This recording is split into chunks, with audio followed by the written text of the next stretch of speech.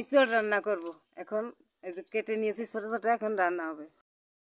আলু দিয়ে আলু ভেজে নেওয়া হয়েছে, কড়াইতে তেল দিয়ে জিরে ফোড়ন দেওয়া হয়েছে, তেজপাতা দিয়ে দেওয়া হলো, পেঁয়াজ দিয়ে দেওয়া হলো, আদা বাটা, রসুন বাটা, জিরে বাটা দিয়ে দেওয়া হচ্ছে, বাটা দিয়ে দেওয়া হলো, জল দিয়ে মশলা কষানো হচ্ছে, দিয়ে দেওয়া হলো, দিয়ে দেওয়া হলো, ঝাল দিয়ে দেওয়া হলো, দিয়ে দেওয়া হলো, দিয়ে নেওয়া হয়েছে, এখন জল দিয়ে দেওয়া হচ্ছে, মতো জল দিয়ে দেওয়া রান্না হয়ে গেছে। এখন গরম মশলা বাটা দিয়ে দেওয়া হচ্ছে।